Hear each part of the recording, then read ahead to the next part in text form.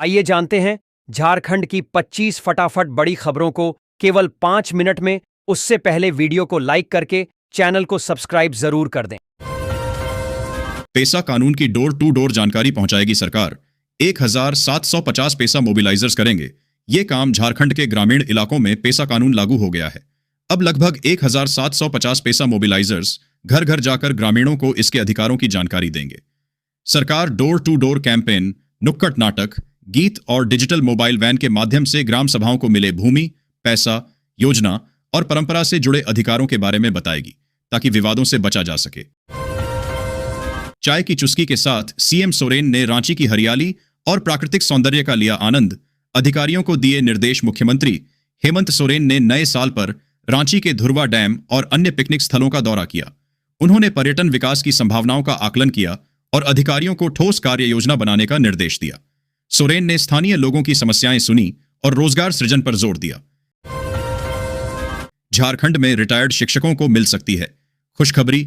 Joining की तारीख से मिल सकता है प्रमोशन का लाभ। प्राथमिक शिक्षा निदेशालय ने सभी जिलों से अनुकंपा पर नियुक्त सेवानिवृत्त या मृत प्राथमिक शिक्षकों को नियुक्ति तिथि से वरीयता और प्रोन्नति का वित्तीय लाभ देने पर होने वाले खर्च का आकलन कर रिपोर्ट मांगी है। यह कार्रवाई सर्वोच्च न्यायालय के उस आदेश के बाद की गई है जिसने राज्य सरकार के उस संकल्प को रद्द कर दिया था जिसमें ऐसे शिक्षकों को वित्तीय लाभ से वंचित रखा गया था। झारखंड में पेसा रूल लागू। पद खाली होने पर 1 महीने के अंदर होगा ग्राम सभा अध्यक्ष का चुनाव। पेसा नियमावली के तहत ग्राम सभा सबसे सशक्त इकाई होगी। अध्यक्ष पद रिक्त होने पर 1 महीने के भीतर चुनाव अनिवार्य है। सहायक सचिव की नियुक्ति 1 वर्ष के लिए होगी, जिसमें महिलाओं को प्राथमिकता दी जाएगी। ग्राम सभा को पंचायत सचिव के कार्यों पर नियंत्रण और समस्याओं के समाधान हेतु अधिकारियों से निवेदन का अधिकार होगा। रांची में किडनी ट्रांसप्लांट की राह आसान। रिम्स और राज अस्पताल को जल्द मिलेगी मंजूरी। राजधानी रांची में जल्द ही किडनी मरीजों का किडनी ट्रांसप्लांट हो सकेगा। रिम्स और राज अस्पताल में इसकी तैयारी चल रही है। 9 जनवरी को ऑर्गन ट्रांसप्लांट एडवाइजरी कमेटी की बैठक में पंजीकरण और लाइसेंस पर विचार होगा। इससे झारखंड के किडनी रोगियों को इलाज के लिए दूसरे राज्यों पर निर्भर नहीं रहना पड़ेगा और राज्य में उन्नत चिकित्सा सेवाओं को नया आयाम मिलेगा। बंगाल की पहली महिला मुख्य सचिव नंदिनी चक्रवर्ती ने रांची से की है पढ़ाई। मैट्रिक में सेक्रेड हार्ट 1985 बैच की रही है। टॉपर नंदिनी चक्रवर्ती बंगाल की पहली महिला मुख्य सचिव बनी है। उन्होंने रांची के सेक्रेड हार्ट स्कूल तुपुदाना से 1985 में 10वीं की परीक्षा पास की थी और संयुक्त बिहार की टॉपर रही थी। स्कूल में उनकी इस उपलब्धि पर खुशी का माहौल है। स्कूल की प्राचार्य सिस्टर जोसेफिन खाखा ने इसे गर्व का क्षण बताया। नंदिनी 1994 बैच की IAS अधिकारी हैं और उन्होंने कई महत्वपूर्ण पदों पर कार्य किया है। रांची को 2 नई परियोजनाओं की सौगात। रामपुर में ओवरब्रिज और इरबा में टनल का होगा निर्माण। रांची को राष्ट्रीय राजमार्ग मंत्रालय से 2 नई परियोजनाएं मिली हैं। रामपुर चौक पर ओवरब्रिज और इरबा में भूमिगत टनल। इन परियोजनाओं का उद्देश्य NH 33 पर भारी यातायात और दुर्घटनाओं की समस्या को हल करना है। रक्षा राज्य मंत्री संजय सेठ के प्रयासों से केंद्रीय राजमार्ग मंत्री नितिन गडकरी ने इन्हें मंजूरी दी है। इससे आवाजाही सुगम होगी, दुर्घटनाओं का जोखिम कम होगा और यात्रियों को सुविधा मिलेगी। प्रोफेशनल्स के लिए PhD करने का मौका। IIM रांची ने शुरू किया नया प्रोग्राम। IIM रांची ने अनुभवी पेशेवरों के लिए कार्यकारी PhD पाठ्यक्रम शुरू किया है। यह कार्यक्रम बैंकिंग, शिक्षा और सरकारी क्षेत्रों के विशेषज्ञों को डॉक्टरेट यात्रा का अवसर देता है। प्रो मनीष बंसल ने पाठ्यक्रम संरचना और संस्थान के अनुसंधान पारिस्थितिकी तंत्र का अवलोकन प्रस्तुत किया। मुख्य अतिथि प्रो विकास कुमार ने PhD को लचीलेपन और निरंतर सीखने का परिवर्तनकारी अनुभव बताया। मौजूदा विद्वानों ने भी अपने अनुभव साझा किए, जो नए प्रतिभागियों के लिए प्रेरणादायक थे। न पढ़ाई पर उम्र की सीमा, न सपनों पर विराम। शादी के 18 साल बाद सास का मिला साथ तो बहू ने छू लिया। शिखर धनबाद की चंद्रप्रभा ने सास रुक्मिणी देवी के अटूट समर्थन से शादी के 18 साल बाद शिक्षा की राह फिर पकड़ी। उन्होंने पहले विनोबा भावे विश्वविद्यालय में PG टॉप किया और फिर विनोद बिहारी महतो कोयलांचल विश्वविद्यालय से PhD की उपाधि प्राप्त की। यह कहानी नारी सशक्तिकरण और सामाजिक परिवर्तन का प्रतीक है, जहां सास के प्रोत्साहन ने बहू को शिक्षा के शिखर तक पहुंचाया। उनकी बेटी शिप्रा ने भी PhD पूरी की। भाजपा के राष्ट्रीय कार्यकारी अध्यक्ष से धनबाद के विधायक ने की मुलाकात। धनबाद में तेज हुई राजनीतिक फुसफुसाहट। धनबाद विधायक राज सिन्हा ने नई दिल्ली में भाजपा के राष्ट्रीय कार्यकारी अध्यक्ष नितिन नवीन से मुलाकात की। इस भेंट को झारखंड और कोयलांचल की राजनीतिक परिस्थितियों संगठनात्मक गतिविधियों और आगामी रणनीतियों पर चर्चा के लिए महत्वपूर्ण माना जा रहा है। हालांकि धनबाद में महानगर भाजपा अध्यक्ष पद को लेकर चल रही खींचतान के बीच इस मुलाकात के सियासी मायने निकाले जा रहे हैं। झारखंड में लागू पेसा प्रारूप से कितना अलग? पूर्व पंचायती राज निदेशक निशा उरांव ने कही अहम बात। झारखंड सरकार ने बहुप्रतीक्षित पेसा नियमावली 2025 को अधिसूचित कर दिया है।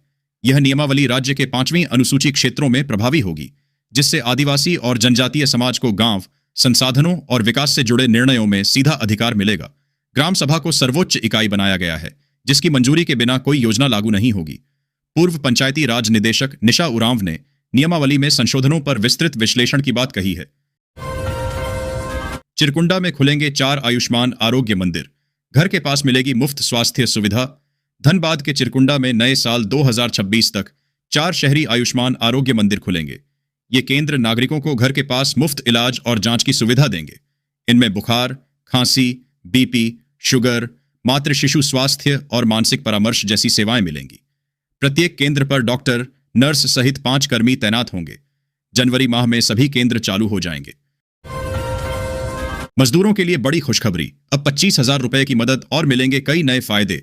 देश के करोड़ों श्रमिकों के लिए लेबर कार्ड योजना 2026 एक बड़ी राहत बनकर सामने आई है। सरकार का मकसद साफ है कि असंगठित क्षेत्र में काम करने वाले मजदूरों को आर्थिक सुरक्षा और सामाजिक लाभ मिल सके। इसी योजना के तहत अब पात्र मजदूरों को 25,000 रुपए तक की आर्थिक सहायता और कई नए फायदे दिए जा रहे हैं। किसानों के लिए आई बड़ी खुशखबरी, 22वीं किस्त का पैसा मिलना शुरू। लाखों किसानों के खाते में पैसे आ गए, लिस्ट देखें। योजना केंद्र सरकार की एक खास योजना है जो छोटे और मझोले किसानों को आर्थिक सहायता देती है। इसके तहत हर साल 6,000 रुपए 3 किस्तों में हर 4 महीने में 2,000 रुपए दिए जाते हैं। यह पैसा डायरेक्ट बेनिफिट ट्रांसफर डीबीटी के जरिए सीधे किसान के बैंक खाते में जाता है, ताकि कोई बिचौलिया गड़बड़ी न कर सके। इस योजना का उद्देश्य किसानों को बीज, खाद और खेती की जरूरतों के लिए पैसा देना है, जिससे उनकी फसल बेहतर हो और कमाई बढ़े। पीएम आवास के 2026 के आवेदन शुरू, मिलेंगे 2,20,000 रुपए। जल्द करें आवेदन। ग्रामीण भारत में आज भी बहुत से परिवार ऐसे हैं जो कच्चे, टूटे फूटे या असुरक्षित घरों में रहने को मजबूर हैं। बारिश, सर्दी और गर्मी में ऐसे घरों में रहना बहुत मुश्किल हो जाता है। कई बार तो जान का खतरा भी बना रहता है। इसी समस्या को देखते हुए केंद्र सरकार ने प्रधानमंत्री आवास योजना ग्रामीण के तहत नया ग्रामीण सर्वे शुरू किया है। इस सर्वे का मकसद ऐसे जरूरतमंद परिवारों को पहचानना है जिन्हें अब तक इस योजना का लाभ नहीं मिल पाया है। छात्रों के लिए बड़ी खुशखबरी, सरकार दे रही है फ्री लैपटॉप आवेदन शुरू। देश में शिक्षा का स्वरूप तेजी से बदल रहा है।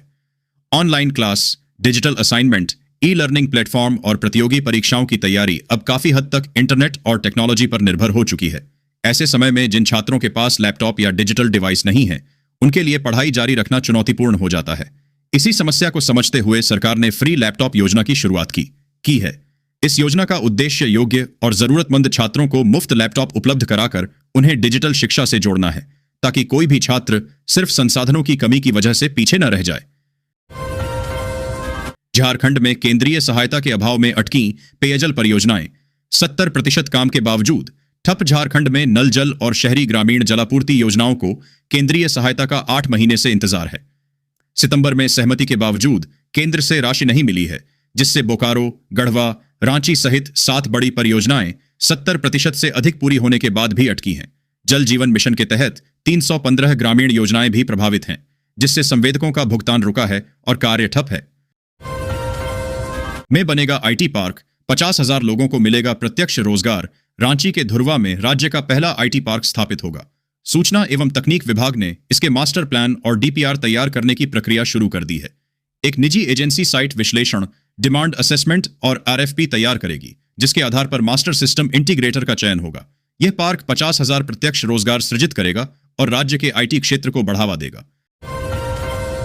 प्रधान महालेखाकार कार्यालय में शिकायतों का होगा त्वरित निवारण, नया पोर्टल ऐसे करेगा काम। झारखंड के प्रधान महालेखाकार कार्यालय ने नागरिकों की शिकायतों के त्वरित और पारदर्शी निवारण के लिए समाधान नामक ऑनलाइन पोर्टल लॉन्च किया है।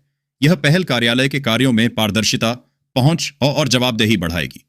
पेंशनभोगी, सरकारी कर्मचारी और आम नागरिक इस पोर्टल पर ओटीपी सत्यापन के बाद अपनी शिकायतें दर्ज कर सकते हैं, जिनकी प्रगति को ट्रैक किया जा सकता है। शिकायतों का निपटान अधिकतम 30 कार्य दिवसों में होगा।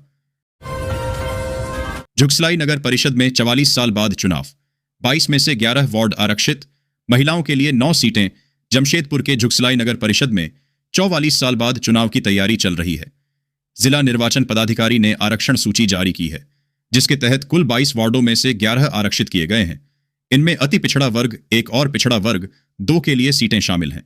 महिलाओं के लिए 9 सीटें आरक्षित की गई हैं, जिनमें विभिन्न वर्गों की महिलाएं चुनाव लड़ सकेंगी। सोनारी एयरपोर्ट का विस्तार होगा, कीनन स्टेडियम का कायाकल्प। TMH में हाईटेक सुविधा। टाटा स्टील के वाइस प्रेसिडेंट DB सुंदरा रामम ने जमशेदपुर के लिए कंपनी की योजनाओं का खुलासा किया। इसमें इनकैब की 177 एकड़ जमीन के लीज नवीनीकरण पर झारखंड सरकार से बातचीत, कीनन स्टेडियम का पुनरुद्धार, नवल टाटा हॉकी एकेडमी में महिला छात्रावास, सोनारी एयरपोर्ट का विस्तार और सामुदायिक विकास के लक्ष्य शामिल हैं। कंपनी CSR के तहत 600 करोड़ रुपए खर्च कर रही है। बोकारो में औद्योगिक विकास पर संकट, नेतृत्व और जमीन की कमी से निवेश ठप। बोकारो ज्यादा औद्योगिक विकास में गंभीर चुनौतियों का सामना कर रहा है। क्षेत्रीय निदेशक का पद मई से रिक्त है, जिससे निर्णय प्रक्रिया धीमी हो गई है। पिछले 10 वर्षों से औद्योगिक उपयोग के लिए भूमि उपलब्ध नहीं होने के कारण नए निवेश रुक गए हैं। भूमि और नेतृत्व के अभाव में बोकारो में औद्योगिक इकाइयां स्थापित नहीं हो पा रही हैं, जिससे रोजगार सृजन और क्षेत्रीय विकास प्रभावित हो रहा है। शहीद श्यामल चक्रवर्ती को सम्मान दिलाने के लिए 36 साल से जारी है संघर्ष। धनबाद में मना शहादत दिवस। धनबाद में शहीद श्यामल चक्रवर्ती का 36वां शहादत दिवस IIT ISM गेट पर मनाया गया। स्मारक समिति द्वारा आयोजित कार्यक्रम में पूर्व विधायक आनंद महतो समेत कई नेताओं ने श्यामल चक्रवर्ती की प्रतिमा पर माल्यार्पण कर श्रद्धांजलि दी। वक्ताओं ने सरकार से श्यामल चक्रवर्ती को सम्मान दिलाने की मांग की। आरोप लगाया कि सरकार इस मुद्दे पर गंभीर नहीं है। इस अवसर पर जरूरतमंदों को कंबल भी वितरित किए गए। CBSI स्कूलों के छात्रों के लिए राष्ट्रीय पुस्तकालय में ज्ञान का डिजिटल खजाना। अब देश भर के छात्र जुड़ेंगे। CBSI ने संबद्ध स्कूलों को राष्ट्रीय पुस्तकालय से छात्रों को जोड़ने का निर्देश दिया है। यह पहल शिक्षा मंत्रालय द्वारा शुरू की गई है, जिसमें 23 भाषाओं में 5500 से अधिक गैर शैक्षणिक पुस्तकें उपलब्ध हैं। इसका उद्देश्य छात्रों में पढ़ने की आदत विकसित करना और उन्हें आजीवन सीखने के लिए प्रेरित करना है। पुस्तकें आयु वर्ग के अनुसार 4 श्रेणियों में विभाजित हैं, जो वेब, एंड्रॉयड और iOS पर उपलब्ध हैं। IAS विनय चौबे के खिलाफ डिजिटल साक्ष्य जुटा रहा ACB। साइबर विशेषज्ञों से ली जा रही मदद। ACB झारखंड में शराब, जमीन और आय से अधिक संपत्ति घोटालों की जांच में साइबर विशेषज्ञों की मदद ले रही है। निलंबित IAS विनय कुमार चौबे और उनके सहयोगियों से जब्त डिजिटल उपकरणों, सोशल मीडिया और ईमेल की जांच की जा रही है। ACB को कई कंपनियों में निवेश और काले धन को सफेद करने के सिंडिकेट की जानकारी मिली है। ज्योतिष NK बेरा से भी फ्लैट खरीद बिक्री मामले में पूछताछ हुई है। यात्रियों के लिए अच्छी खबर, 13 ट्रेनों में लगाए जाएंगे एक्स्ट्रा कोच। कंफर्म टिकट मिलने का बढ़ेगा चांस। दक्षिण पूर्व रेलवे ने नए साल की भीड़ को देखते हुए यात्रियों को बड़ी राहत दी है। चक्रधरपुर, रांची और खड़गपुर रेल मंडलों से गुजरने वाली कुल 13 ट्रेनों में अस्थायी रूप से अतिरिक्त कोच लगाए जाएंगे। यह व्यवस्था 3 से 9 जनवरी तक लागू रहेगी, जिससे सीटों की उपलब्धता बढ़ेगी और यात्रियों को कंफर्म टिकट मिलने में आसानी होगी, जिससे यात्रा अधिक आरामदायक होगी। बोकारो में खुलेंगे रोजगार के नए अवसर। इन परियोजनाओं के जरिए होगा करोड़ों का निवेश। बोकारो जिले के लिए वर्ष 2026 निवेश और रोजगार का साल होगा। उद्योग, आधारभूत संरचना, शिक्षा, स्वास्थ्य और यातायात क्षेत्रों में हजारों करोड़ के निवेश से विकास को गति मिलेगी। Amritsar Kolkata industrial corridor, Bokaro steel plant विस्तार, हवाई अड्डे का संचालन और मेडिकल कॉलेज जैसी योजनाएं बड़े पैमाने पर रोजगार के अवसर पैदा करेंगी। इससे जिले की आर्थिक तस्वीर बदलेगी और यह औद्योगिक व शैक्षणिक हब के रूप में उभरेगा। AI के युग में IIT ISM के निदेशक ने शिक्षकों को दी सलाह, इससे आगे की समझ सोच देने को खुद को रखें।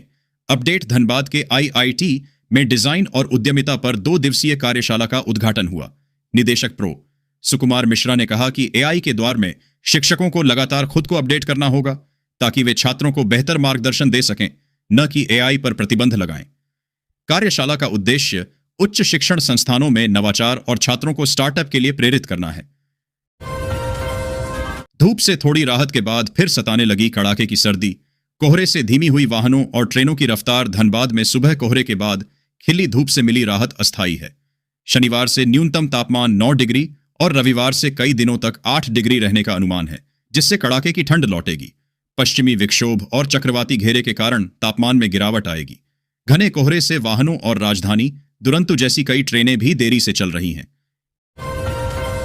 एलईडी स्ट्रीट लाइट से बदली रांची की तस्वीर, बिजली बिल में आई भारी कमी।